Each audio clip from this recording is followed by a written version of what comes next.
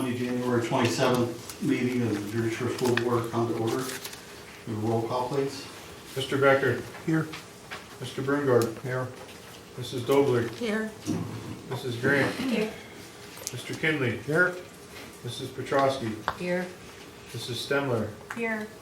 Mrs. Thomas. Here. Mr. Allen. Here. All 9 members present. Rise for the pledge of allegiance. Mr. Jean is here to introduce some students from Avis Elementary. I think that's my thing.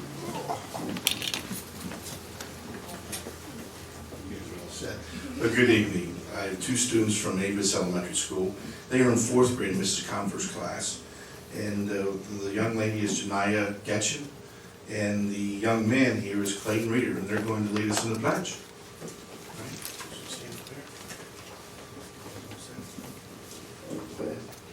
I pledge allegiance to the flag of the United States of America and to the republic for which it stands, one nation, under God, indivisible, with liberty and justice for all. All right, if you guys would come up here.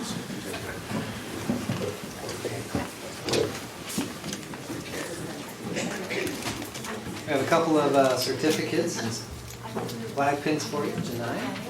Thank you very much for joining us tonight. And then Clayton. Slavin. There you go. Thank you. Let's give him a big hand.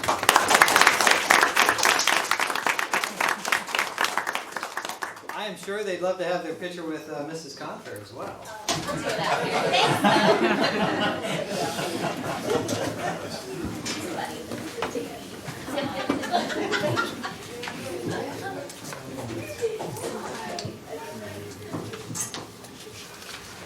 Okay, approval of minutes. We have the minutes from November 11th, November 25th, December 3rd, and December 9th. A motion to approve. So moved. Second.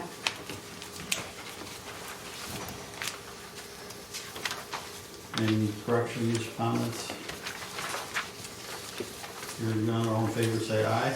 Aye. Opposed? Thank you. Treasurer's report. November 2019, December 2019, Treasurer's report, the November 2019 investment report, December 2019 investment report, December 2019 board summary report, and the December 2019 student activities report.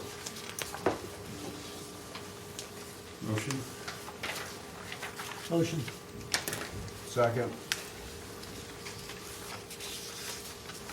Any questions or concerns? Hearing none, all in favor say aye. Aye. Thank you. Approval of bills. And we have 2 months. First month is $3,242,243.18. And December is $6,002,171.76. Motion to approve?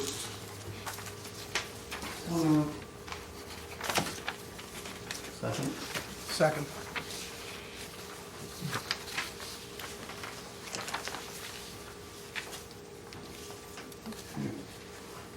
Any questions or comments? I have one question. That December's, was that the total for December, or is that the total for November and December? That was the total for December. December's bill's the 3rd one down. You'll see one that's $1,376,687.10. That's our quarterly PSERS payment. About 2/3 of the way down, the general interfund cash transfers is about $2.6 million. And that number is the capital reserve transfer that the board approved on November 11th of $500,000. Also in December, we had 3 payroll transfers. And no, we only had 3 payroll transfers and 2 pay dates. Reason being that the first pay date in January was January 3rd, which was technically our first day back from Christmas break, so we had to transfer that money before we left. So you'll see in January, we have 3 pay dates, but only 2 payroll transfers. So that's the reason for the basically doubling of November to December. Okay, thank you. Any other questions? Hearing none, all in favor say aye. Aye. Opposed? Thank you.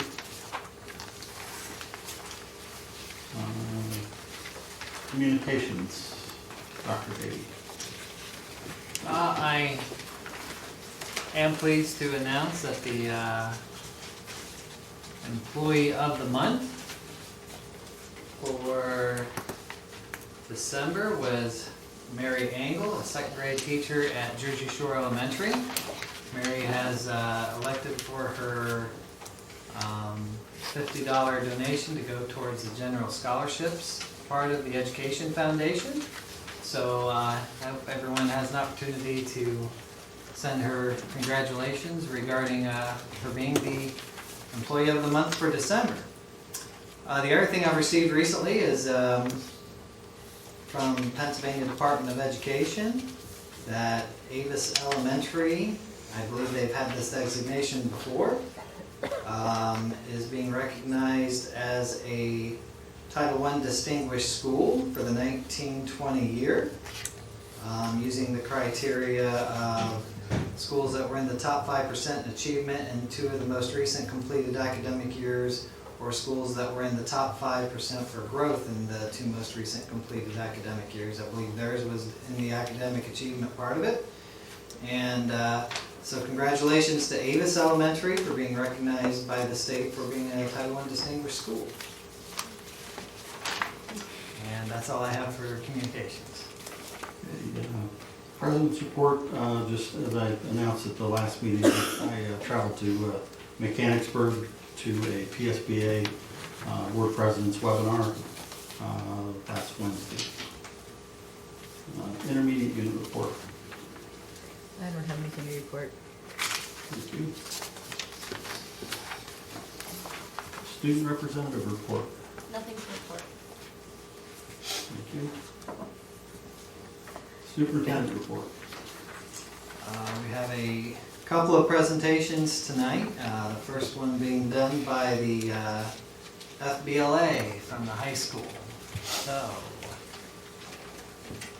Max, am I introducing you or who am I introducing?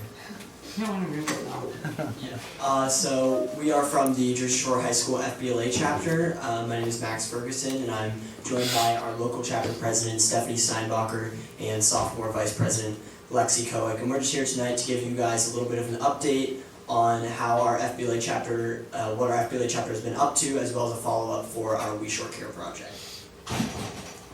There is a presentation behind you guys, by the way. Oh, yes.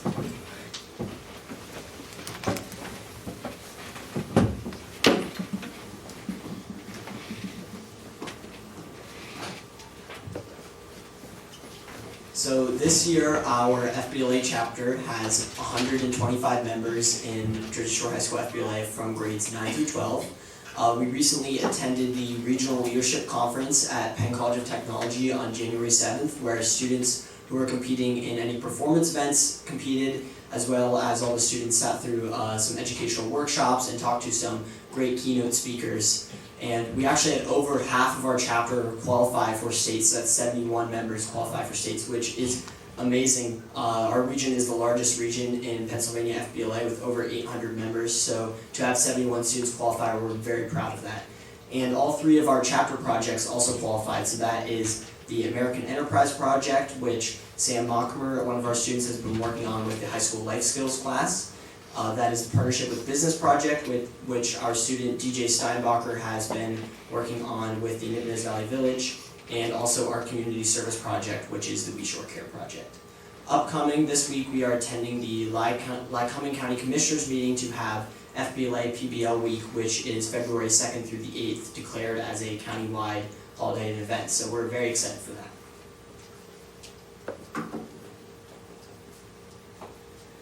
A little bit about what We Shore Care is. We partner with the New Love Center in Jersey Shore, as well as our expansion this year was to partner with the YWCA in Williamsport. With the new Love Center, we help them to fill their holiday meal boxes to be distributed out into community members. We filled 1,000 meal boxes, 500 to be distributed in December, and then another 500 in April.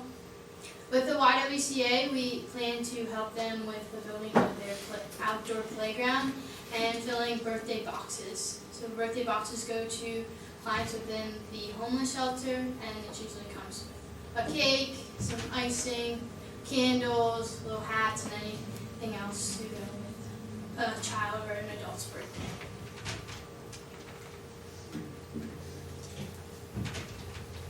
We really wanted to accomplish 6 main goals with our Reshore Care project. So our first goal that we wanted to fill 1,000 holiday meal boxes, so 500 to be distributed in December, and then the other 500 will be distributed for Easter.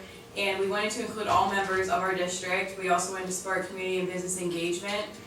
We wanted to increase awareness of the less fortunate in our community, so it's really important for us to let the community know that the holidays are the most important times that people are really in need around our community. And we wanted to have 100% participation from all Jersey Shore FBLA members. And we, like Steph said, we wanted to expand our project to benefit the YWCA with the birthday boxes in the playground. So there was a lot of planning that went into our project this year. The first main thing that we did during our planning stage was come up and develop with the school goals. So for Avis Elementary, they were tasked with bringing 500 cans of evaporated milk. For Salvesburg, it was 500 cans of cranberry sauce. Jersey Shore Elementary, 1,000 boxes of stuffing. The Jersey Shore Middle School, 1,000 cans of corn. The high school, 1,000 cans of gravy. And the faculty and staff across the district were tasked with 1,000 cans of green beans. Another thing that developed during our planning stages was the We Shore Care t-shirts. So we knew we wanted to include We Shore Care on our local chapter FBLA shirts, which is the ones we are wearing tonight, but we also wanted to have a just specifically We Shore Care shirt, which we developed, and that was what was the free came with the donation during the Day of Caring. And then also that during the planning stages was when we developed the YWCA expansion, which is what Stephanie touched on.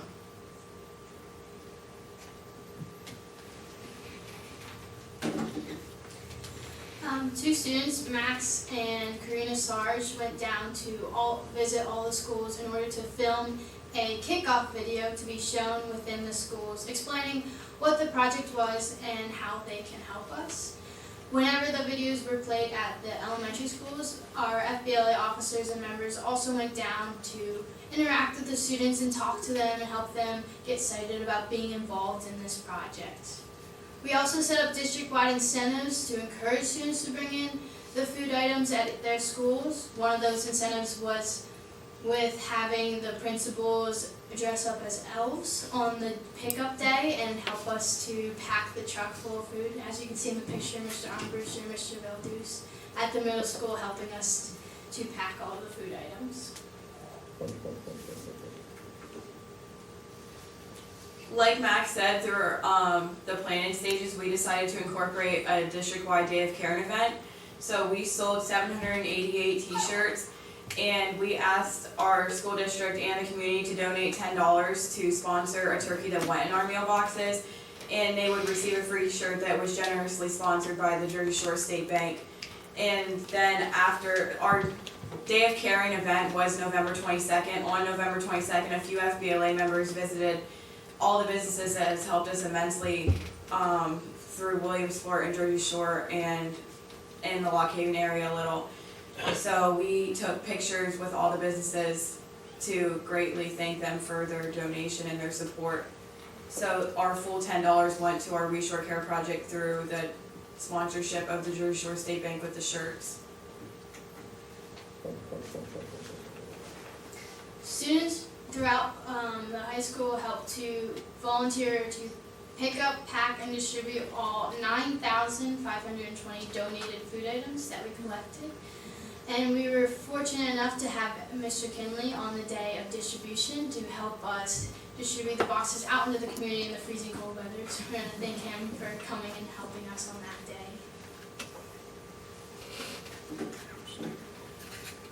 So this project is really close to our hearts. We when we first met with Pastor Ocker, he told us some statistics that really touched us, especially that over half of the school district is on free and reduced lunch. So this project really is directly impacting a lot of our friends and peers. And personally, just going to the distribution day, it was very heartwarming to see the community come out and thank us for the work we had done. And I'm just really proud of all this, how the students and community were able to come together for this project. So because of the success, we were able to distribute the 500 meal boxes in December and are planning to distribute another 500 in April. And that's a picture of what one of the boxes is that a family would receive. So there's the turkey and toilet paper and then all the food and canned items that were brought into the school. And there's also a little note just wishing the families happy holidays from Jersey Shore FBLA.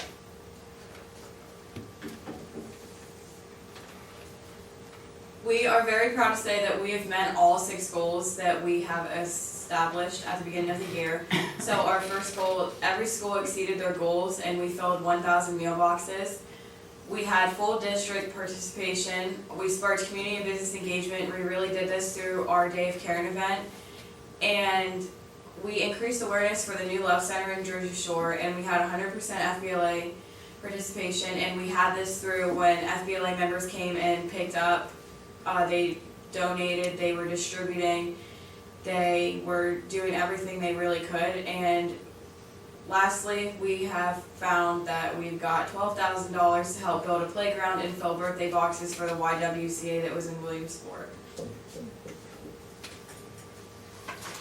We are happy to announce that we had a grand total of $28,135.47. 190 of those dollars will be going to pay for AP tests for students who receive free or reduced lunch. And we would like to call Pastor Ocker up now in order to receive his big check for $15,945.47.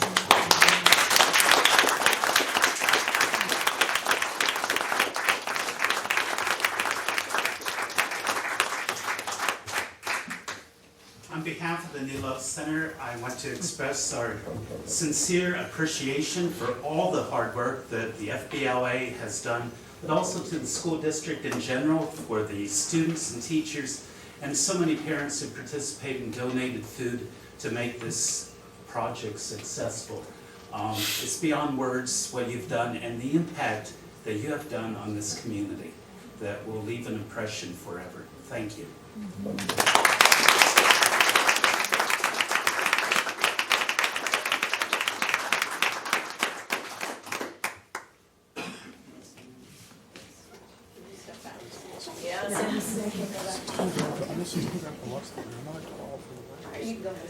It's quite the organization.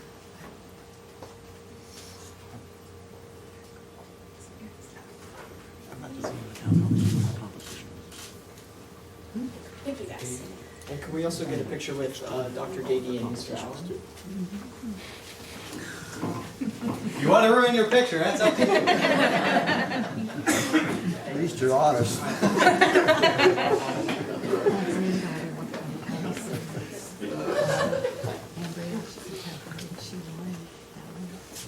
You should be front and center there. There you go.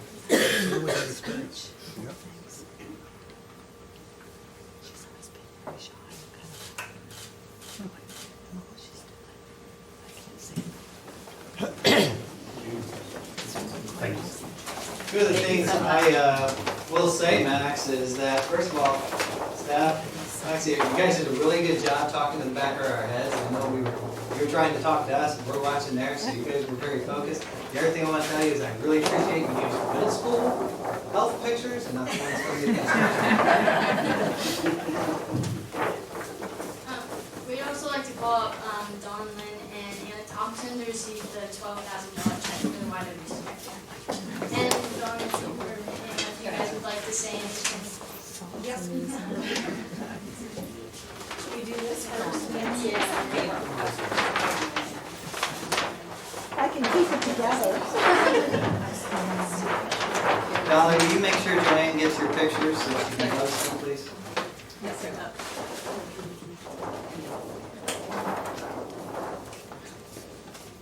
Awesome.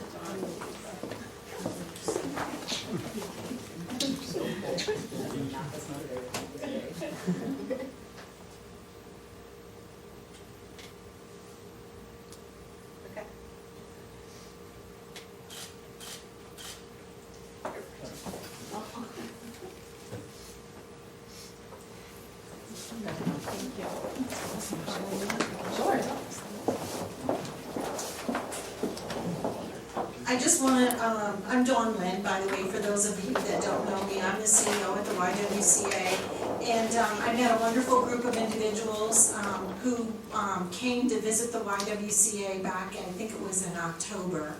And we talked about the programming at the YWCA. We have two programs, domestic violence, which is called Wise Options, and the other program is homeless.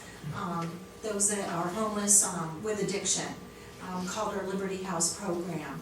And these guys come in and they touch our hearts, not by just this, but totally proud of, and I can't believe I didn't wear my We Shore shirt. I said to Ian, I forgot my shirt, I can't believe it. But their leadership, everything that Jersey Shore is doing with the FBLA club and Ballyodin, your leadership in inspiring these kids to just reach out and do for the Love Center and for the community, it's very much appreciated. And we can't thank you enough from the bottom of our hearts. We have little kids in the building every day and no place for them to play. So an opportunity to put a playground outside for them is a dream that we've been dreaming for a number of years. Behind me is Anna Thompson. Anna's our Director of Communications and Development. I'm going to ask her just to tell you a little bit about the numbers we serve. Right, and I think the one thing I wanted to share with you guys is that Williamsport may seem very far away, but we do serve all of Lycoming County. We work with the school districts that if someone is staying in our domestic violence or homelessness shelter, that they are transported to the school district up here. So thank you for your cooperation. We work with different school districts every day. So even though Williamsport is far away, poverty and homeless and violence is up here as well. We serve over 1,600 women and adults, and many, many, many of them with kids in our domestic violence shelter. We serve about 115 families in our homeless shelter each year. And you know, on snow days when kids are stuck inside and they're going a little stir crazy in the hall, or on summer breaks, this is life-changing for those moms to have a place to see their kids smile, and it is empowering for them to be able to give that joy to their kids, and it's life-changing for those kids to get out there and play instead of be stuck inside. So thank you for changing the lives of the kids and of the parents. This is transformational, and we are really thankful for you guys. So thank you.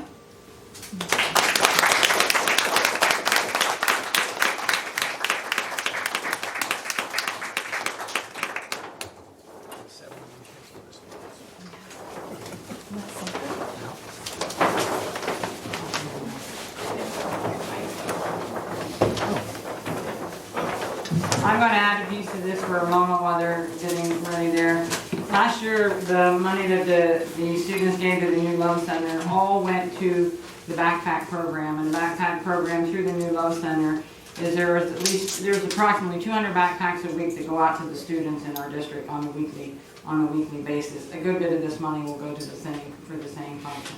So that's another thing that the Love Center does beside the meal boxes to the people in the cafe, which is the daily meal. I would like to comment on Ms. Steinbacher's thank you, that I attended the distribution, but I need to thank them because a couple years in a row now, I've been in charge of the turkey distribution, of which we distribute 500 a couple weeks before Christmas, along with a box of other things that make up the turkey meal. And at 9 o'clock when we started, Mrs. Oden showed up with 12 or so students, and I can't tell you enough what a pleasure it was. In 6 hours in cold weather, I did not hear one complaint, and they were smiling and joking, and I got to know some of them, and it was just a pleasure. And I pretty much had my hands in my pocket the whole time and just sort of give them some direction, but they just were just beyond belief as far as how much they helped. And it's a really testimony to that group of young people.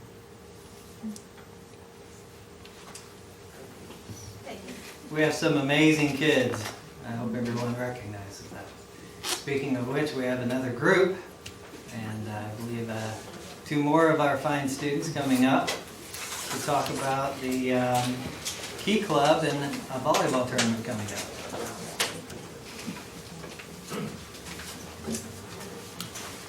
Hello, I'm Melissa English, a senior and the president of Key Club.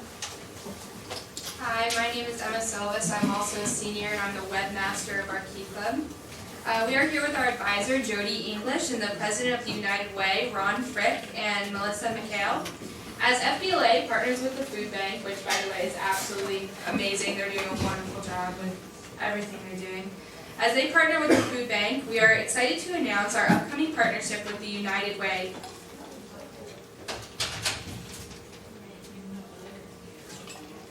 Key Club is a community service-based club and we are part of the Kiwanis family. We currently have 80 active members. This year's focus is building character through compassion. Our service projects and our club members demonstrate our message every day through our continued support and devotion to our club. We, the Key Club, have hosted other major projects that represent our goals and core values of leadership, character building, caring, and inclusiveness. At all of our major projects, we try to all wear our Key Club shirts, which are student designed, that also show off our different core values. Mrs. P. Stools is a project that stemmed from a group of Key Club members who wanted to honor a staff member who struggled with recent loss. This project was in collaboration with the CTE building maintenance class. They built the stools that Key Club then painted. The painting process itself lasted 26 to 28 hours over the course of a weekend and a few after-school hours. The stools represented a sign of positivity in dark times. Installing Inspiration is an ongoing project to help boost the school's morale.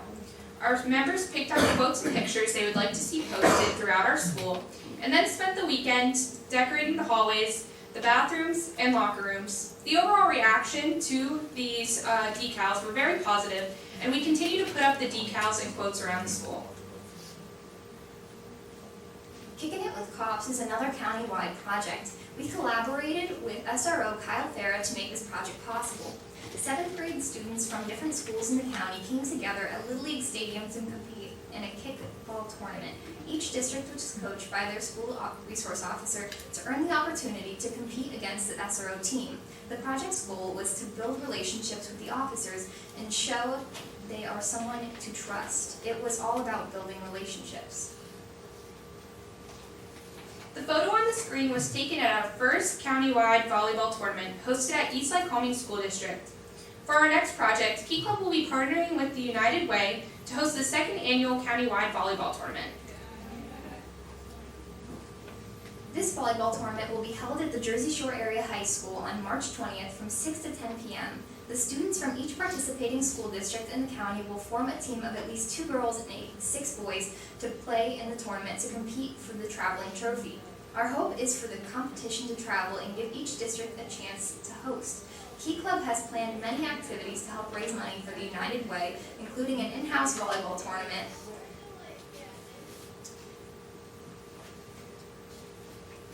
to decide which team will be representing Jersey Shore. We would like to invite the school board to come and join us in supporting our team and the United Way on March 20th. We look forward to seeing you all there.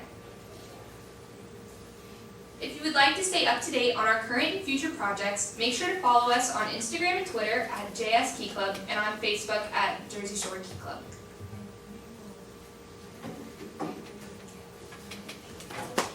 Thank you.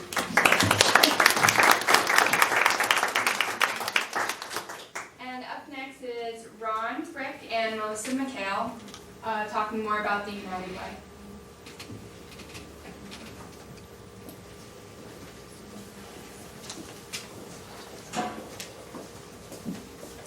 Good evening, everybody. I'm more than thrilled to stand before you and just listen to these students talk about the work that they're doing in the school district. We have partnered in the Jersey Shore School District and in the community in lots of different ways, most notably the Jersey Shore YMCA Brickhouse program, which we have done for years with our friends over there at the Y. We're also partnering with the local outreach library here in Jersey Shore as one of our outreach programs. We've more recently started to partner on an indirect basis with the New Love Center, so it's a thrill for me to see Pastor Ocker here and hear the work that the FBLA Club is doing with that organization, because we think it's an important part of this community.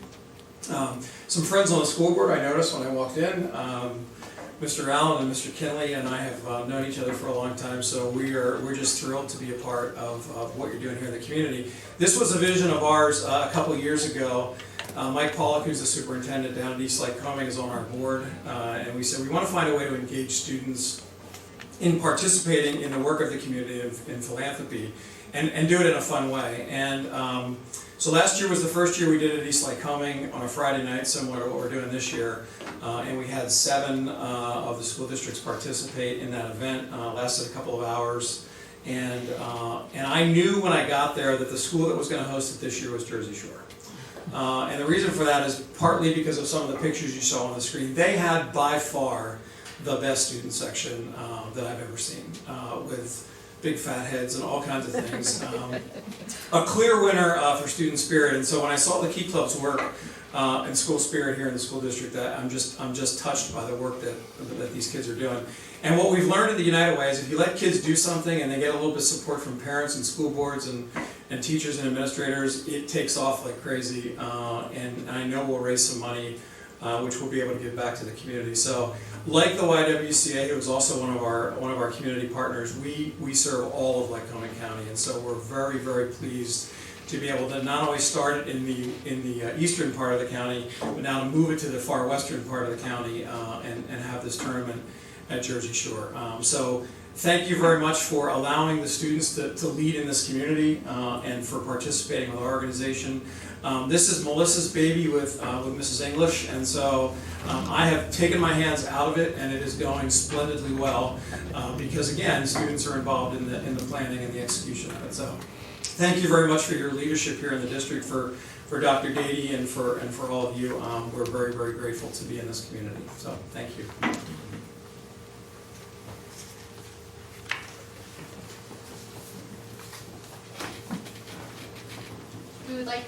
We would quickly like to thank Ron Frick and Melissa Hale for their continued support of our club and for what we're doing. And we're very excited for our upcoming project with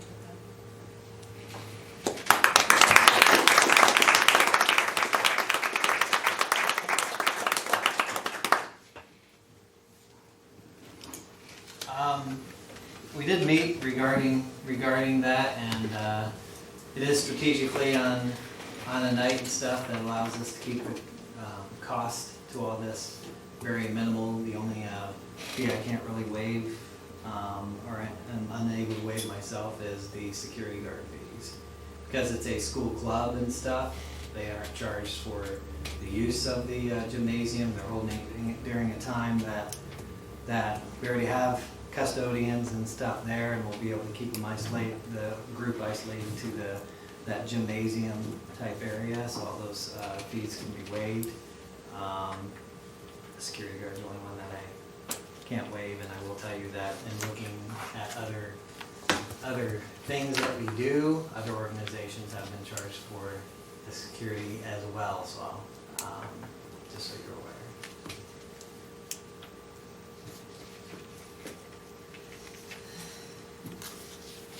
All right.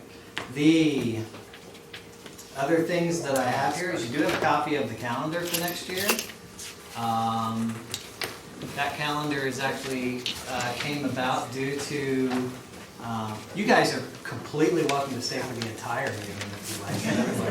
Don't feel bad about leaving either, that's up to you. The Professional Learning Committee was basically given a blank calendar for next year, and that committee, which is comprised of teachers, administrators, Mary's on that. Mary, you were there. I don't know if any other board members were there. Came up with that. You are not approving that tonight, but if you have any questions now, or if you have questions the next board meeting, that's fine. But if you've seen anything that you want to ask about now, I'd be happy to answer it, but this will be on the next board agenda for approval. All right. And we also have have a presentation by Mr. Enders. So Ben, if you want to take the floor.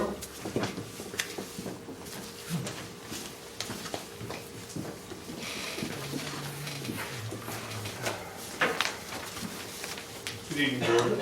At your seats when you arrived, there should have been, I believe, 4 pieces of paper. And I believe one of them was stapled. And then also a small black binder. So we'll get into, we'll talk about the small black binder here in a minute. I just want to go through these couple pieces of paper. These are standard documents we use whenever I'm giving the board a budget update to the board. These documents will be 3 of the documents will be the ones that are repetitively given to you any meeting where there's a change to the budget. So I'll just start at the top. I'm on the very first page. It has 2 black boxes on it. Currently, the fund balance starting this fiscal year is $6.6 million. We have a budget deficit for this fiscal year of $352,000. So we're looking at a projected beginning fund balance for unassigned and the commitments for Peters and healthcare of just over $6.2 million. 2021 budgeted revenue right now is sitting just over $43.2 million. Really hasn't been a whole lot of changes to revenue. I'm continuing to use the assumptions that I gave to the board when I presented the budget originally on November 11th. I believe the governor's budget will be updated, I think around the 2nd week, or will be presented around the 2nd week of February. So at that point in time, we'll have a better idea of where we are on state subsidies. 2021 budgeted expenditures are looking right now just over $44.1 million. Budget deficit this evening, as I'm presenting it to you, is $871,507. Which at the end of fiscal year, considering the projected fund balance, our fund balance with unassigned commitments is just over $5.3 million. The next kind of 3 areas there, or the 3 different kind of fund balances the board have to use at your discretion. There's the 2 committed fund balances, one for Peters and one for future healthcare, and then the unassigned fund balance of just under $3 million. At $5.3 million total fund balance, that would leave our fund balance at, we are at 12%, just over 12% of our budgeted expenditures. And the unassigned fund balance is just shy of $3 million, is sitting about 6.5% of budgeted expenditures. I separated this and changed it this year. I separated this into 2 distinct black boxes because the lower black box is really the fund balances that the board cannot use. There's a non-spendable fund balance, which I don't really want to get technical in accounting terminology. That came about when the JSASD changed around fund balance about 7 years ago. It's made up of basically a couple of asset accounts, but it changes every year and it's just a year-end adjustment. There are a couple legal settlements, one this year and one last year. So we committed those funds. We need those funds to remain there because of that legal settlement. And then lastly, the fund balance that the board committed in November from last year was a surplus in our PlanCon revenue we received last year, $380,000. The board committed that because we had 2 PlanCon J's out for the middle school and high school project. We're waiting for the state to review those and come back with results. We've committed that fund balance in place the way kind of as a savings if the PDE says we get money back on those 2 projects. Are any questions concerning that document before we move on?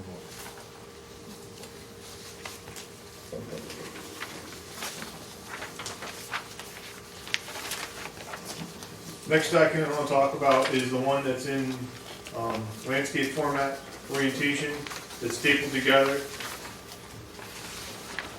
I will give this to you, like I said, every time. This will detail the changes in the budget from when I previously presented it to where I'm presenting it this evening. And I try to break it out as based on the sections of the budget binders, which you received this evening. The deficit increased from the November 11th presentation of about $267,000. That increase was primarily driven from, we've added 2 new special ed teachers. One teacher will be placed at Salisbury, one teacher will be placed at the middle school. The reason for the middle school is because we've had a transfer of a special ed teacher from the middle school out to Avis currently right now. So we are going to fill the position that's open right now at the middle school. So if you followed that, the 2 positions originally that we talked about before, the special ed positions for Avis and Sal. It's just that we had a transfer of one person already go to Avis because we needed the services there now. So that open position that she left at the middle school is being filled by a long-term sub. The other part of the change is there's 2 new special ed aides. One of those will be at Sal, one of those will be at Avis. Those are new positions adding into the budget. At this point in time,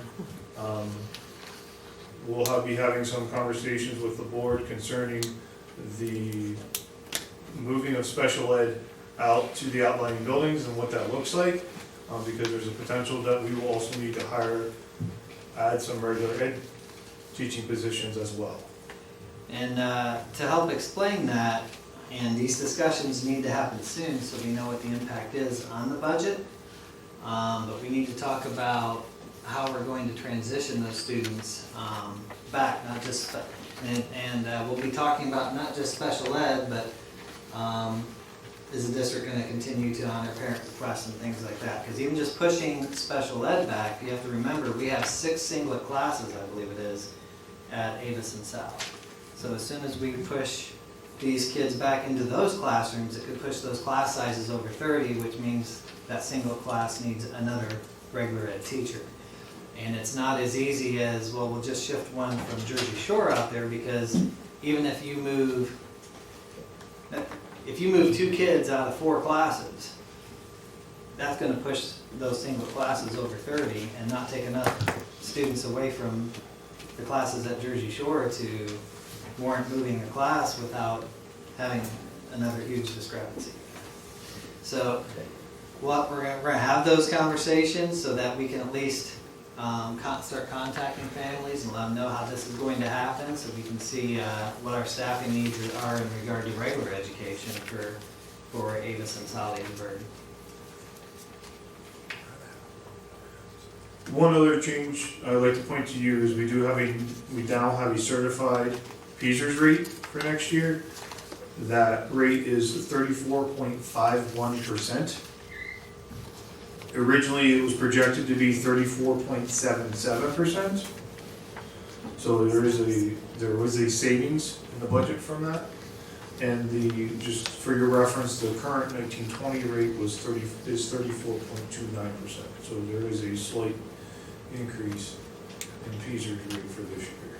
I have a question then, is that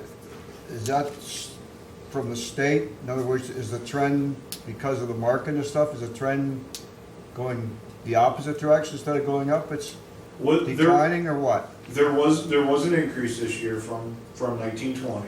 It's about roughly a quarter of a percent. But it was not as high as they were projecting a year ago. I think you're right that the market has a big impact on helping that increase not be as much as they're projecting it to be. So, future projections are not showing a decline? No. I will be, when I do the full-blown budget presentation in April, I'm going to give you all the projected rates, future rates. They go out, I think, about 4 or 5 years. Okay. Thank you.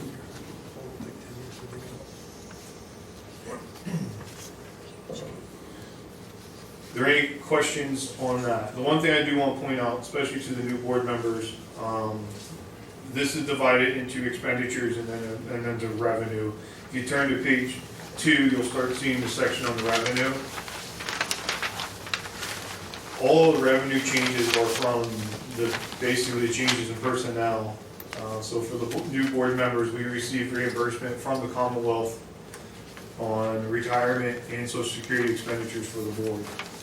So as we go through this budget process, you're going to hear me talk a lot about net salaries and benefits, net salaries and benefits. I will always, when I talk to you about position, give you the cost of the position, the retirement, Social Security reimbursement. That's what I mean by net salaries and benefits. But the way I have to budget for it, I can't net those two together really easily. So you'll see in this document, you'll see those two numbers split out. So, and I try to make the descriptions the same. So if I say this is hiring a new special ed teacher, you'll see at the bottom on the state revenue side, the retirement reimbursement on a new special ed teacher. The 88,000 savings from the resignation of the network computer specialist, that will probably be restored though. Yes, and I made a note on there, will be replaced in the future. Okay. But there's no dollar amount. No, I want to, because of the timing of that position, I wanted to get the resignation put into the budget, but I wasn't quite sure exactly when the hiring will take place. So I didn't want to wait and let that resignation sit out there any longer, because that resignation happened, I believe, late October, early part of November. Any other questions regarding this section of the document?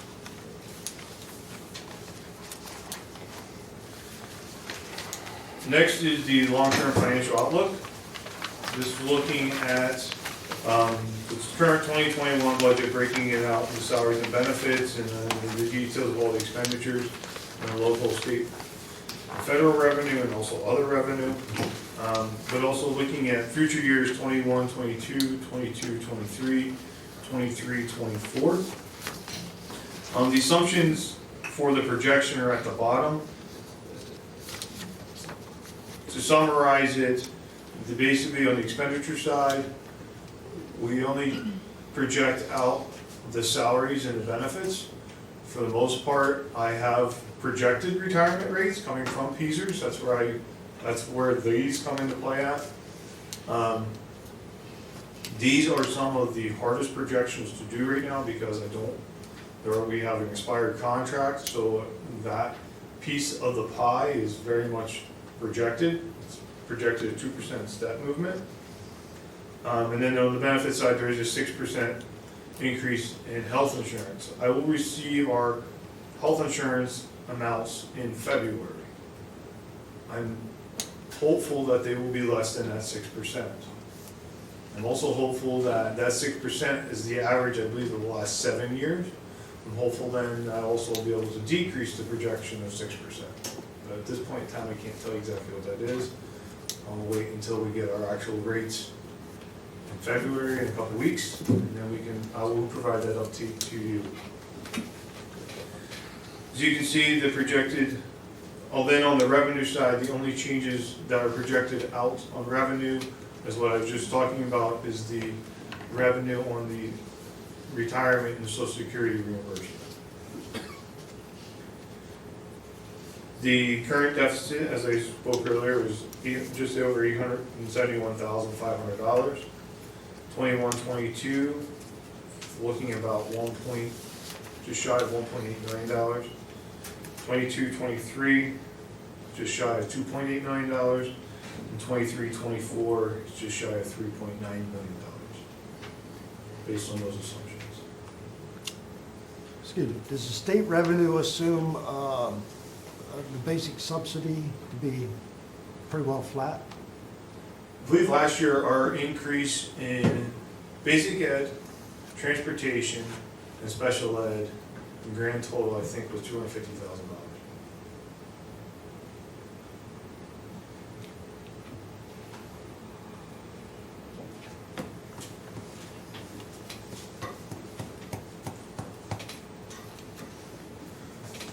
The last document has a bullet list of dates on there. This document you will not receive every budget update. Dr. Day and I sat down and said, I have an idea what I'd like to do this year with this budget. We are going to, your budget binders are what's been handed out, the black binders this evening. We're going to take that binder and break it down into sections, and from the next meeting in February through and including the first meeting in June, we're going to go through that binder together, section by section, department by department, and we're going to bring in the principals and the department heads, and we're going to go down and look at each of those sections on those given months. So I've outlined to you each section we're going to look at what given night. Helps you maybe to take a look at beforehand. And also then the principals will be here that evening, they'll present it. There are some new items in there, there's some old items in there, there's some things that they want to talk to you about as well. So we're going to start the first meeting in February. We're going to look at the elementary budgets, so JSASD, Avis and Sal, Mr. Jean, Mrs. Johnston will be here, and Dr. D and I will be with them, and we'll be having a conversation about that budget. I will, if there's changes in the budget, I will be giving them to you. I don't necessarily know if I will sit down and give you a presentation like I am this evening, but you will get those 3 pieces of paper that I presented to you tonight. It just depends on what we have on the docket that evening. But we'll be through the entire binder as far as the departments by the end of March. First meeting in April, Dr. Day and I will be talking about the district-wide budget, which is basically the biggest section of the budget. That's where all the salaries and benefits sit. So we will also talk about that on the first meeting of April. That's also the night that I'm scheduled to give you the formal budget presentation as well. April 27th, we will then talk about the revenue side of it. We'll have 9 months of revenue then. We should be able to start talking about projected where we think this year will end, and also looking at next year. April 27th also, just because of the way our meetings fall, will be the evening that the proposed final budget will need to be voted. I'm hopeful that you will ratify it that night. The proposed final budget is a process and a step that's required by law. It does not lock us into anything. The budget is allowed to change after that is presented. Part of the idea here is a lot of times you're given the big binder and everything, and then there's a night or so that you're expected to be able to go over it. Hopefully this will make it more amenable to just, okay, I only have to worry about this section, and be able to dig a little deeper into it as you desire. May 11th. Hold on a minute, Ben. April 13th, that becomes our target date then, and when we need to know additional regular ed teachers at the outlying buildings, correct? Yeah. So, in knowing that, that means we're probably gonna have a conversation as a board, probably on the 10th, to at least begin that conversation, because we need to have it wrapped up by the second meeting in February, because whatever's decided, we need to probably reach out potentially to parents and things like that, and be able to look at what the movement will look like, so we can determine how many teachers we need before April 13th. So that gives you kind of a timeline of when we need to make those decisions. May 11th, we'll be talking about real estate taxes, and then on the last meeting in May, I will be asking, we'll put an agenda item on based on the conversation that happens on May 11th, if taxes will raise or not raise, and how that all looks. We can discuss that on May 11th on how that agenda item looks. The reason why we kind of do that is that gives me direction, because the real estate tax increase, if you have any, has an impact on homestead, the calculation for homestead farmstead exclusion, and also gives me direction on how to write the official resolution for the tax increase, and also for put the amount in for the final budget, which will be, right now, if this plan comes in place, will be put on the June 8th meeting for approval, and we will have much warmer temperatures at that point.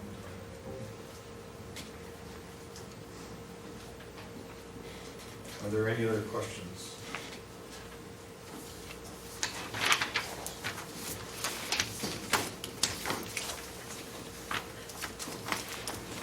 Thank you.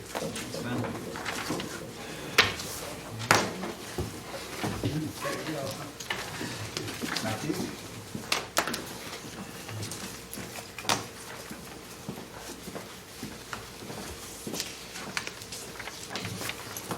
At this point, we'll be entertaining courtesy of the floor for items on the agenda. We have only one person signed up, that's Mr. Francis. And you had signed up for miscellaneous and FBLA. Which item under miscellaneous? Well, I guess it's FBLA, I guess. Okay, all right.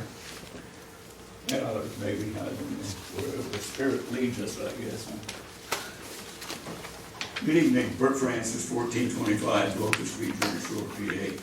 We got a great school district for these kids tonight and so on. I got a granddaughter, Pitt Bradford, on a softball scholarship, academic, got a grandson in Temple University. I got a freshman coming into high school, he's ranked number 3 in the state in wrestling right now, and academically, top of the ranking, wants to be a pediatrician. Boy, you can't be any prouder of your kids than I am with all my coming, they're all products of the Jersey Shore School District, so all of us pat ourselves on the back, I guess. It takes a village, doesn't it?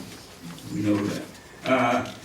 I was doing some recent research and so on and so forth, and I wish that the FBLA people were still here, and I just learned I was dealing with some parliamentary issues, and I got the National Association of Parliamentarians and so, and when I get down to youth participation, top of the list was the future business leaders of America.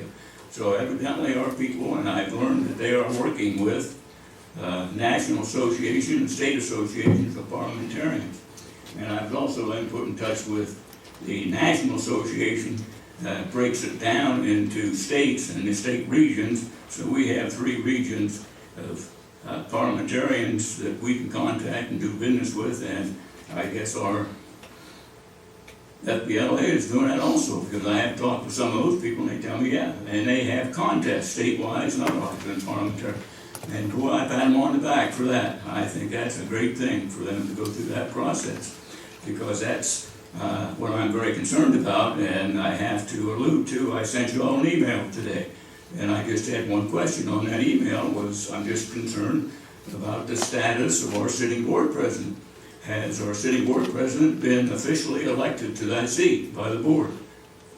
Yes or no? The last I know was a tie vote, and he hadn't been, at that time, hadn't been elected permanently by a majority vote.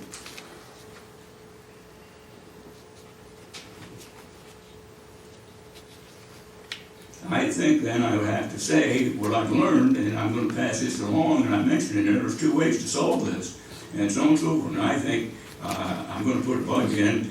Mr. Francis, you're getting off topic from the FBLA, which is a topic of discussion. Well, this is FBLA, this is a parliamentary law.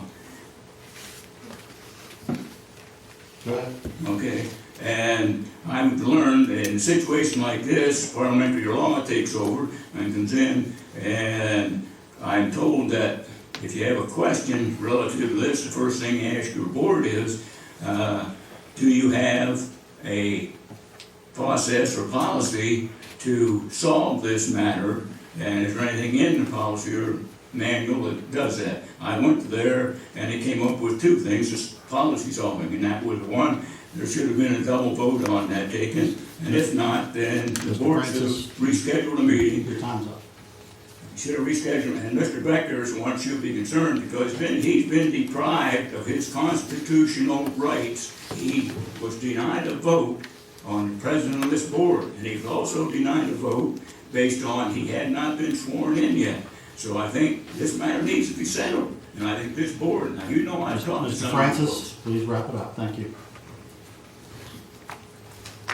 We teach our kids, all of us gotta learn. I'm in a learning curve. Mr. Becker, you better follow up on me.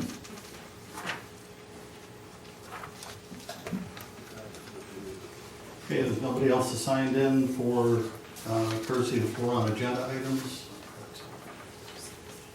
So we'll move on to personnel. We have items A through, looks like the entire alphabet here, through T, under personnel. Any questions? I'm sorry, I have a motion to approve A through T. And I realize there's going to be some discussion on one or two of them, but. So moved. Second.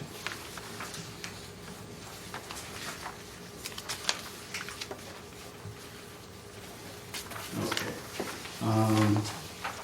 And any discussion or questions on any of those items A through T? Couple of questions. On the coaches, wasn't there a third one we were reviewing?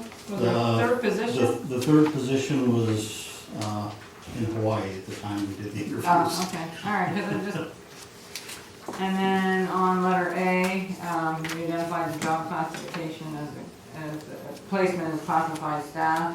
And I had a question about what the benefits are for that. Mr. Rogers, you want to take a stab at that? Traditionally, the classified staff in the district, for example, the secretaries, the aides, the food service, full-time food service folks, they all follow the ASME contract in their benefit package. Same as the asking contract. And I think there may have been one year over the years that we didn't follow that exactly, but generally speaking, that's what it is. So if I look at that, I know what the benefits Yeah. are. Okay. Any other questions on any of the personnel items?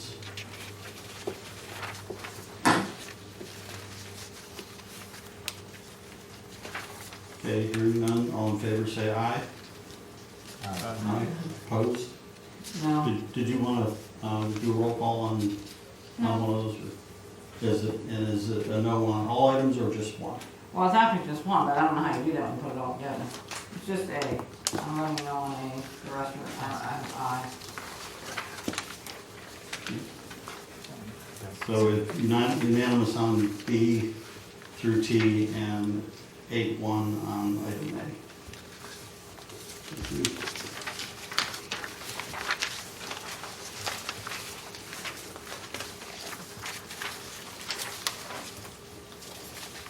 Okay, curriculum instruction, we have nothing on that. Building and grounds, nothing. Finance, settlement of the real estate taxes, Mr. Andrews, did you, well, sorry, I have a motion to approve. What are we doing, H? H, yes.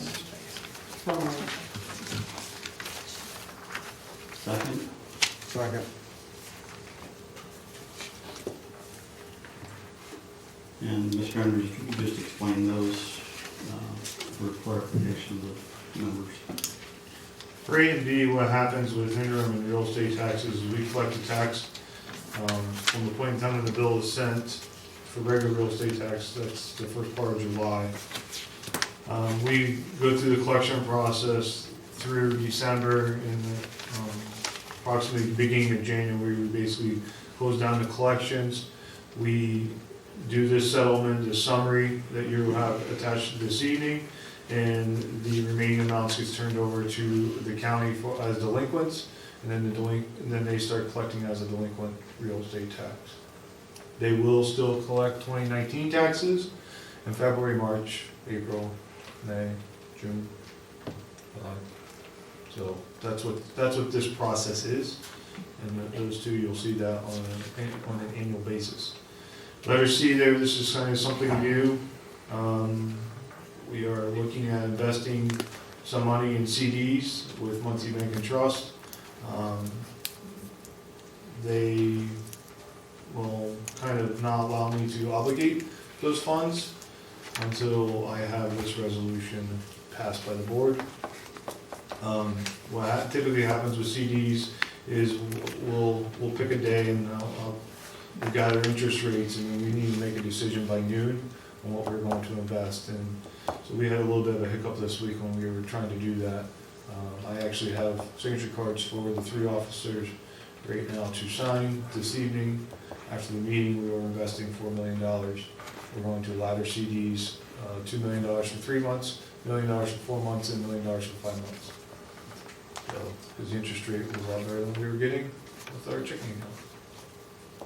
So that's what's going to authorize me to do that with Muncie Bank.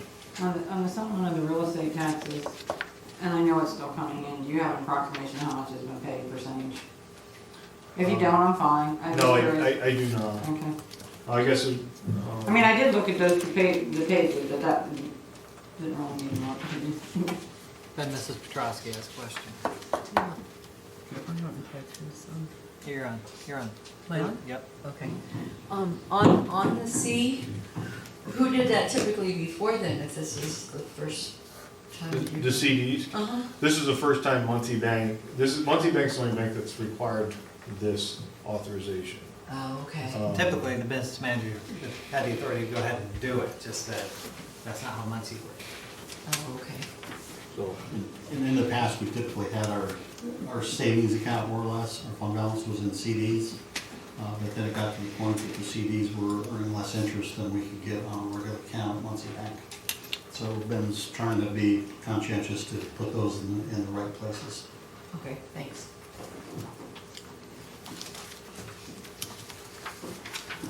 Any other questions on finance? Okay, hearing none, all in favor say aye. Aye. Opposed? Thank you.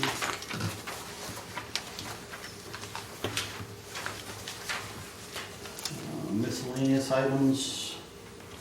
I'm going to go ahead and pull B out separate, but I would look for a motion to approve A, and then C through K. Can you pull K out as well, please? Sure.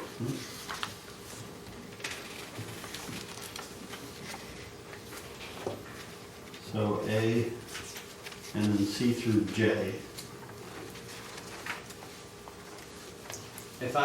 Before you guys make a motion, I'm gonna let you know that, one of the things that was left off here, I'm just gonna put it on February 10th, is, along with the Heart and Soul, the Girls on the Run at the elementary level is going to be doing that again next year, so you have the option, if you don't want it on the next board meeting, you could add it to A. You'd have to make a motion and do that, or it'll just be on February 10th, it's really up to you. We have to do that every year? I mean, it's not an ongoing. That is up to you. When Craig and I talked, we weren't sure which way that you guys would rather have it. Okay. So if it's a continuation of a program like that you just don't want to approve every year, we can just take care of it that way. But my thing is more so tonight, if you'd, Heart and Soul is a new program that is being initiated at the middle school. The Girls on the Run, we did last year, and it's just going to continue. So whether you want to approve that every year, if you want to approve it every year, if you want to add it to A and amend that one, or if you'd rather just, otherwise it'll just be on February 10th. Would anybody object to changing that to include both of those programs? I'll amend the motion to do that. Well, we didn't make a motion yet. Make a motion to amend item A after, as presented at the January 13th board meeting, just put and continue Girls on the Run per previous activity. Stop after Girls on the Run, period. Could I have a motion to make that change? So moved. Second. Okay, any further discussion on the change? If none, all in favor of the change, say aye. Aye. Opposed? Thank you.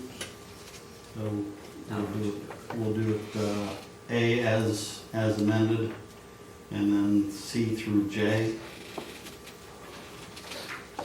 So moved. Second?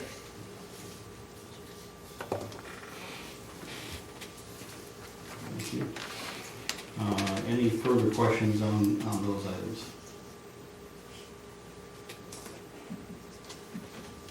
Okay, hearing none, all in favor say aye. Aye. Opposed? Thank you. First one we pulled out was item B. And looking for a motion to approve item B. So moved. Second. Any discussion on item B? I do. I would like to have a roll call vote on this. To me, to spend $42,000 on a simulator to operate an excavator is, I think the foundation could spend that money in a little bit wiser way, for the simple reason that you're working on an excavator, there's two joysticks in there. An operator could probably take 15 minutes to explain to a kid how to operate an actual excavator. And you could probably buy a small excavator for 42 grand pretty easily and have the actual piece of equipment there. The only way you're gonna learn to feel to work an excavator is actually learn how to feel it, get to feel the controls of what your bucket and boom's doing out there. If you're gonna put another $30,000 into it, you could probably buy a 50 to 60 horsepower excavator with heat and air and everything in it. I just can't see it. You don't use a simulator to learn to drive a car, to do anything like that. It's probably, like I said, one of the easiest pieces of equipment to operate. I just think the money could be used in a wiser way. You get a kid on that simulator, he's gonna be on there 10, 15 minutes. I mean, I can't see what he's gonna be doing, operating the joysticks. You just gotta get the feel by operating the actual equipment. I think it all comes down to safety. You're talking about high school kids operating a multi-ton excavator and learning how to do it in a class that includes a mixed population, regular ed, special ed, girls, boys, and I'd love to know what offering that real piece of equipment would do to the insurance. I mean, just to insure that would be like to me, it's a safety issue. And the best way to teach it in terms of safety, as an industrial arts certified teacher, is to do it on the I can see your point, but again, you're talking about insurance. Mr. Brunberg, let's wait until some other people have a chance to talk to you. I think you've made pretty much your point. No, just one last thing. You're talking about that. I mean, personally, we're so diversified in our education. I'm not so sure that something like this excavating actually belongs in a high school curriculum. I mean, if kids are going to learn how to use something like that, they're going to go to a school like over in White Deer there to actually learn how to operate. I just don't believe it actually belongs in the curriculum, period, if you're going to have something like that. Okay. Anybody else other than Mr. Becker? Yeah, go ahead, go ahead. How many students, I forget when in the presentation, are we talking about as far as projected to building maintenance program? We have the foundation chair with us tonight. If you'd like, I'd allow her a chance to speak if you like. Maybe she can answer more of your questions directly. How many students? It would be in Mr. Rager's CTE classes. Ms. Gaspard, could you come up with? Oh, sure. Thank you. Although I've never been known to be quiet. We want to make sure Chad gets you on tape. Well, the tape doesn't get me on.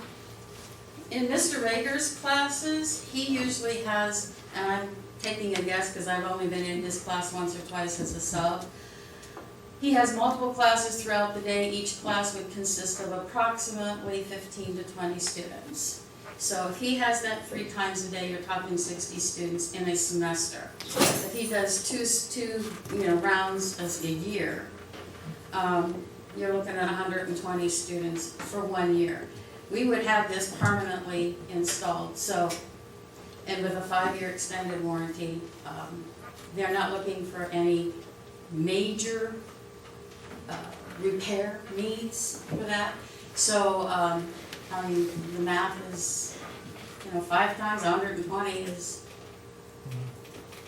however many. I'm sorry, my mental math is failing me at this point in time. And were they, from your presentation, were they getting some type of certification when they Yes. They could. trained on They this? could. They could. The software that comes with the program does have a certification level thing with it. It is one of those things that build, so they start at a simple level and then as their skills increase, it's just like a lot of our other academic software programs that we have.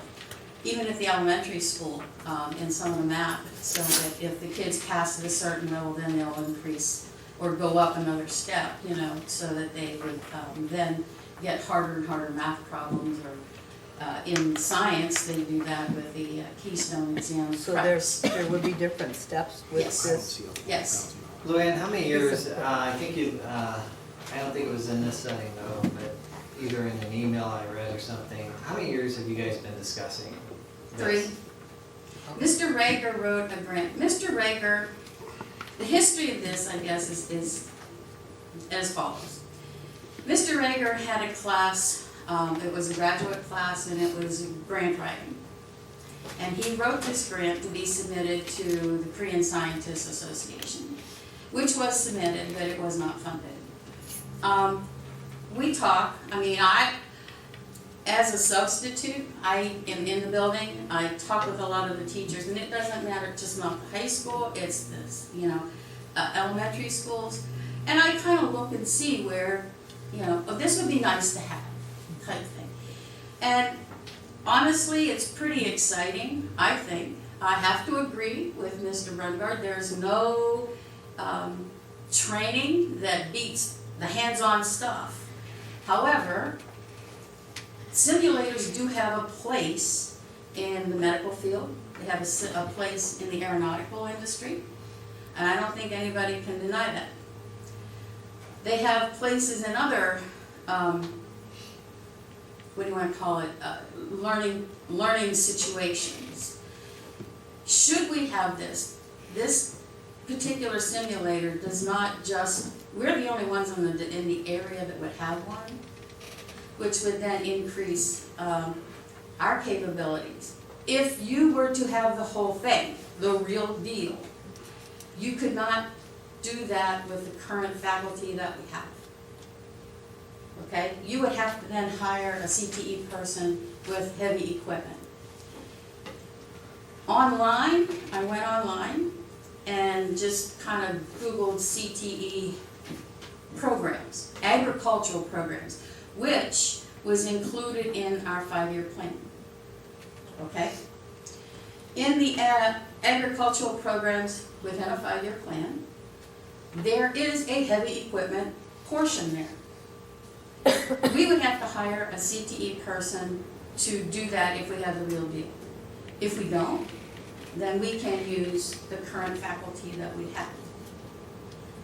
This also develops a partnership, I believe, between the district and other places out there, such as the landfill, which is the contact person that Mr. Rager had contacted originally when he wrote this grant as a class project.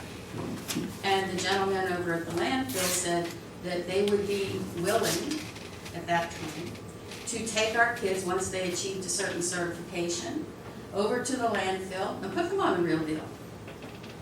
To me, I think that's a wonderful partnership that we can foster.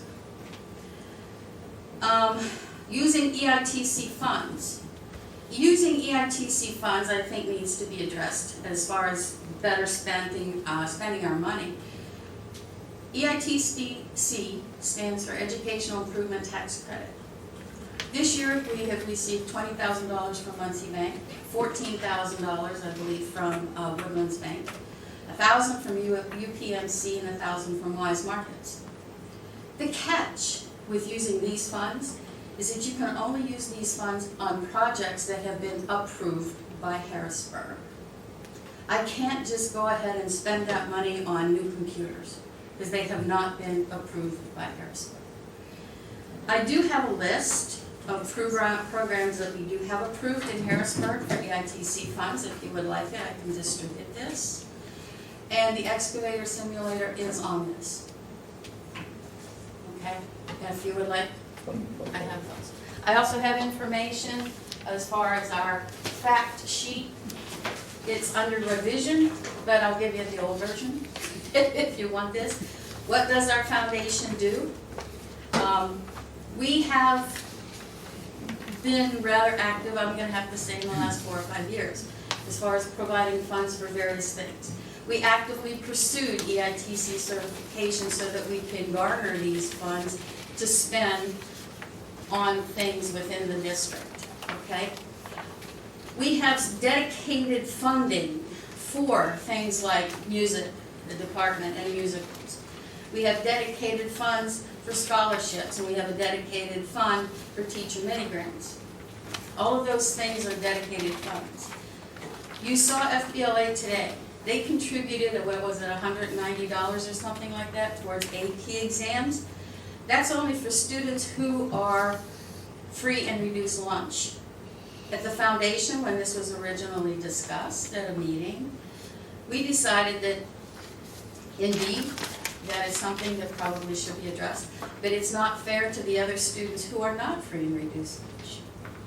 Personally, when my kids took the AP exams, it cost me over $400 for 2 kids.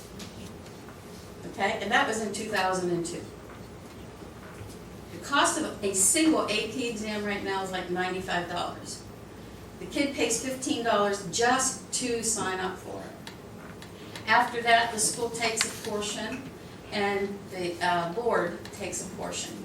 The SAT board takes a portion. At the foundation, we pick up the additional $95 minus 15 is $80. We pick that up as a foundation for any student. Doesn't matter whether you're free and reduced, it's nice, FBLA picks up that portion, but we pay the rest. We believe that a child has to have some skin in the game for an AP exam. Therefore, we do ask them to contribute the $15. But we will pick up the rest. That is the only thing that is not on here, I have to tell you, because like I said, we're revising this, but we do pick up AP exams. How do we raise funds? Well, last year we had the Harlem Wizards here. We always participate in Raise the Region. We participate in Amazon Smile. And of course our EITC funds. But again, EITC funds only go for certain projects and only have to be approved. They only always have to be approved by Harrisburg. Here's another rub. In September, I put in for 2 more projects to be approved by Harrisburg. One is for the Learniture furniture that Karen Fosnot received on a mini grant last year that had pretty good results, if you remember correctly. At the same time, I applied for $30,000 from PP&L for Learniture furniture. I figured if we got some money, then we could have another 10 teachers redo their room at $3,000 apiece. I didn't get it. We got 6, but still we got $6,000 for Learniture. I also put into Harrisburg, I applied to Harrisburg to have the Learniture program approved. I got the money from PP&L in October. I still have yet to hear from Harrisburg whether or not it's approved. Okay, I have had an unofficial, yes, it was approved, but it's sitting on our director's desk comment. But I don't have my official notification yet. Thank you, Harrisburg, for taking your time. So. One comment here, I just looked this up real quick. Yeah. A 305E2, which is the smallest cat mini excavator they make. Brand new, starting price $69,200. So the simulator is cheaper. And I also looked up on Equipment Trader, a used one, 2016 Cat 303.5, again, a mini excavator, is $35,000 with 1,300 hours on it. Now, if you go with something like that, now you gotta figure out who's gonna maintenance it. Because it has well over 1,300 hours on it from the word go. David, I'm not gonna go back and forth with you on this. I know what I just paid for a mid-size 60 horsepower, and I paid a lot less than 70 grand for it. So I'm not gonna go back and forth, but I just don't believe it. I guess the bottom line is I appreciate, I'm not knocking the foundation at all. I just can't see the 42 grand for a simulator like that. I guess the bottom line with me is I don't think it belongs in the high school curriculum. I understand where you're going with it. It may be great, but I can see what's this gonna lead to down the road a little bit. Other heavy equipment operation or, It depends well, on. you don't know where it's gonna go. No, you don't. And a lot of it depends on you folks. It depends on what you're going to include in your ag program 5 years down the line. I have a couple of comments to add. I used an awful lot of money from the foundation of what they're doing, and you talk about 15 to 20 students, and some of those programs are year-long, and some of them don't have that many in it, and I have not yet seen where building maintenance, where they use that. Our building maintenance doesn't use that, but that's another. The other thing that I have real problems with is I feel like as a board, we're becoming a rubber stamp. We were not talked about this ahead of time, and this is the direction that you're going to get the grant. Now it's all said, rubber stamp it, I've ordered it, we've built the room, and you're telling me that you're buying the furniture for the one that we had a pilot for. This board as a whole's never said, yes, we're okay to go that way with doing the furniture of our school. So that's my problem, is that we're not giving the heads up ahead of time to have good conversations about that, whether that's the direction of where our school district is to go or not to go. I'm not sure how often the software, I've asked about the software and that, but how often does it have to be updated, what happens after the 5 years? Can you continue to purchase warranties on it, or how does that go? And I have not seen that as part of our curriculum. If it is, we've been not doing our curriculum for the past several years. So if there's an update in curriculum, how they're changing their curriculum, that never came through the board, and that's where I have my problem. Let's just go around. Mr. Kinley, do you have anything else? No. Ms. Petrowski? Well, one thing I think it would be a good thing for our district. I know, because I worked at Penn College for almost 20 years, and I remember a lot of times I would go down to the open house at the Euroscience Center, and there were so many parents that were amazed that we even had a degree in heavy equipment, because a lot of colleges don't even offer things like that, so I think it would be good. But we don't have a degree, we don't have a thing in heavy equipment either. But We don't have that program. Mrs. Thomas, we're going around the table right now. But on this approved list, I don't even see that listed on here though. It is under, is it the excavator simulator? It is approved from Harrisburg. Okay, I don't see it. Skills Quest is what it was called. Oh, Skills Quest, okay. Skills Thanks. Quest is what it was called. That was kind of like a big blanket, so that last year with our EITC funds, we purchased a replacement bandsaw for Mr. Rager at that point in time, under that umbrella. That's all I have.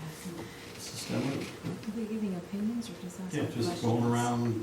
I want to make sure everybody gets an opportunity to speak on this subject. I don't know if we really have anything at this time. I have a question, and I apologize if you, so the EIT funds, you mentioned Muncie Bank and Weiss, just for a couple of minutes. Yes. Is that a yearly ring that they give, or do you have to spend? I guess yearly would be my first question. Well, again, it depends on the governor's budget, because this is a portion of the budget. The state only allows X number of dollars to be put into EITC funds. And then, not only do we have to be approved as an EITC recipient, the business also has to be approved as an EITC donor. So the donor also falls under that category, and they will then determine how much money they're going to donate to whatever district, for whatever reason. Last year for UPMC, we received $2,000. This year we received $1. So And does that, it fluctuates. does that have to be spent in it yearly? It has to be spent over the course of 2 years, okay? The first year we received money, for instance, this year we received $41,000. I have to spend the foundation, and I use that term "I" loosely here, but the foundation has to spend 20% of that. We spent 20% of it last year when we had received $22,000, I believe. Okay, $23,000. We put aside the rest of that, which is approximately $17,000. So, if we, as a foundation, do not spend that $17,000 this year, then we will not receive any more funding for subsequent years. That was part of the reason for why you did that, was for this project, That is correct. That is correct. Now, quite frankly, our superintendent and our board president have sit on the foundation meetings. They come every month, every other month. This has been talked about for like 3 years, and that's why we separated the monies out last year the way we did.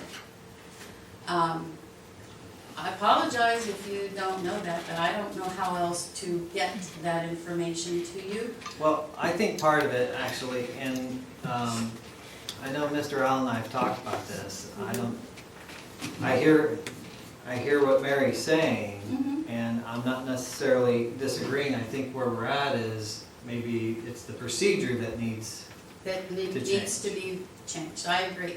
Now, I was also asked about the teacher mini grants and the procedure for that. The teacher mini grants are put through the teachers. The teachers fill it out. It's a form that they have to comply with. And then that teacher mini grant goes to the principals. So the principals have to sign off on that before it goes anyplace. And then the principals, once they sign off on it, goes to the superintendent. And if the superintendent agrees with it and signs off on it, then it comes to the foundation. Within our foundation, we have a small committee for grants, and then these approved projects from teacher mini grants go to that grants committee, and then those folks approve the grants. So it's not like they just arbitrarily, write a grant. It's just, it has to go through channels for approval. So what we can do is, especially when it comes to donations that are going to be of this size and everything, especially if you're going to save money from one year to the next, you can be notified well before that this is the plan for that the foundation wants to do. That way you're not kind of hearing about it now. So in other words, this money was, you spent so much and you had to put it back. Mrs. Dobler, please. What? Don't I get my 3 minutes? Bert did. I think you've already had your 3 minutes. He's asking for clarification. We're just making sure everybody gets a chance. I just had a question on your follow-up there. Go ahead. You can take my time. You're so sweet. Go ahead, Mr. Marbury. No, I didn't understand that. Irregardless, I'm not in favor, but in other words, you took, what'd you say, certain percentage from last year, you set the rest aside and it has to be Yes. spent. Yes, And this, as she said, this started probably 3 years ago. yes. So this isn't something that's. Last year was the kinda- first year we have ever received EITC funding. Last year was the first year. And to have it darn near doubled this year is like, whoo, it's very exciting to me.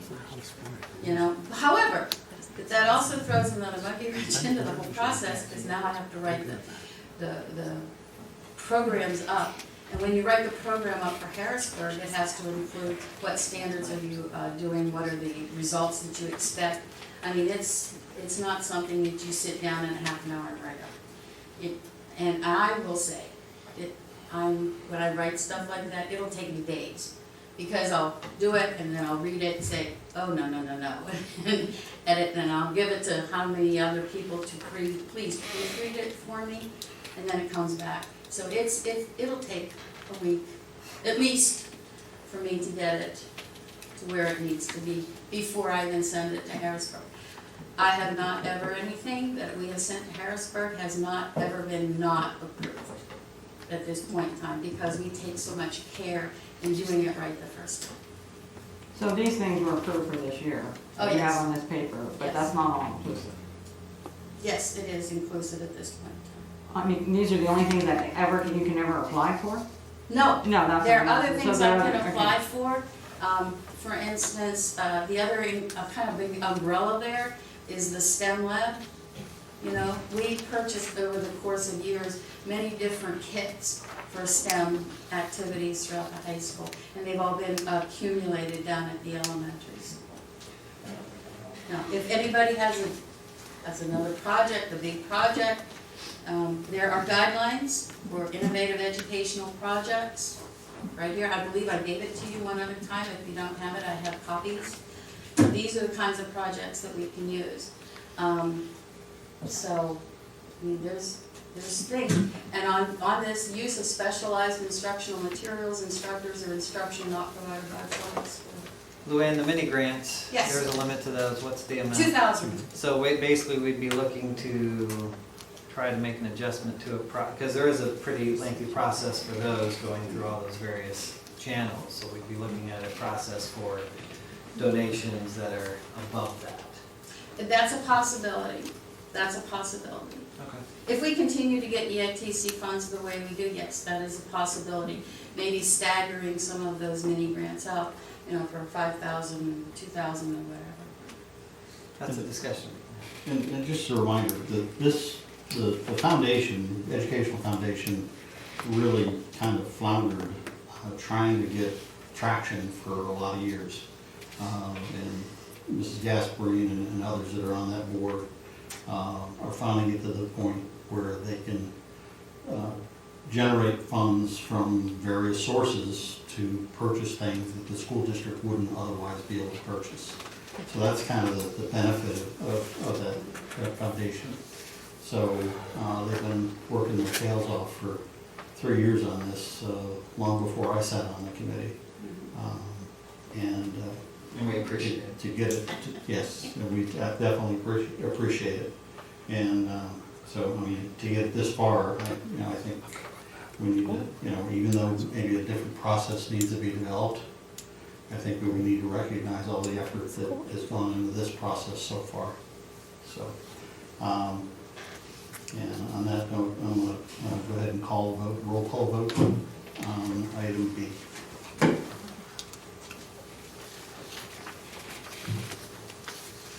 We had a motion and a second. Mr. Becker? Yes. Mr. Bernberg? No. Mrs. Dobler? Yes. Mrs. Grant? Yes. Mr. Kinley? Yes. Mrs. Petrowski? Yes. Mrs. Stemler? Yes. Mrs. Thomas? No. Mr. Allen? Yes. Motion passes 7-2.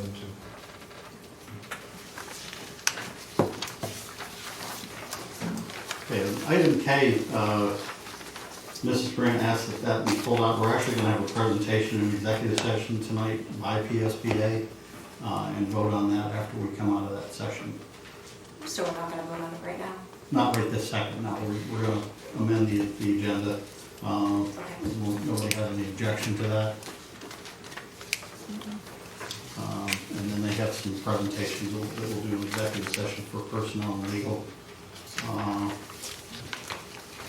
No old business, second courtesy of the floor for those things not on the agenda.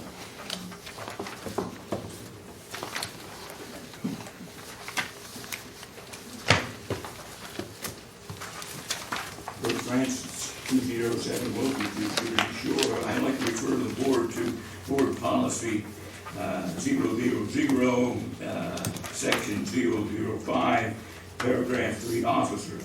Selection of officers. I'm saying and quoting, based on Jersey Shore School District Board policy as listed here, the board is now functioning without a legal vote on the president of the board. We had a the organization meeting, you had a 4-4 tie, you couldn't break the tie, and all my research and everything is focused on this and got to this, and there's two simple solutions to this. It's not rocket science. When I was doing research on this to get this so it's appropriate the way you do business, I was told there's two things that can be considered. Number one, you can reconvene the organizational meeting and just get your 4-4 vote, but you have one more member now. So you're gonna have a number to break the tie, probably, and you might end up the same way we are now. The second thing brought into it when I was getting information on this, when the people I was dealing with became aware that we did not have a 9-member board at that time, then they became quite concerned about that because the 9th board member had not been seated yet. Therefore, I was learned or told by pretty high-level people in parliamentary law that that 9th member was deprived prior to him being seated on the board of his constitutional right and duties to a vote on choosing the president of this board.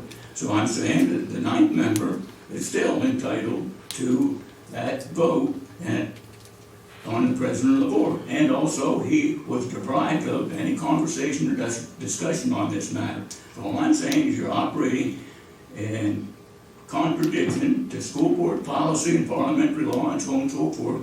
So there's two very simple reasons to settle this. And it needs to be settled unless you people want to spend the rest of your lives doing things illegitimately. And I don't think you do, and I don't want you to either. So I can offer you two simple solutions to this, and I'd like you to see to get this matter straightened out so the board is functioning under our board policy and parliamentary law. Thank you. Thank you, Mr. Francis. Okay, at this point, the board will be going into executive session for legal and personnel. We will reconvene, but the only item that will be on the agenda for later is action on the PSBA contract. Do you want to make sure that there is no other courtesy report? Excuse me? Was there any other courtesy on the board? Oh, sorry. Anybody else want to speak to courtesy report? No. I got ahead of myself, sorry. Thank you. You stay there. Yeah, just there.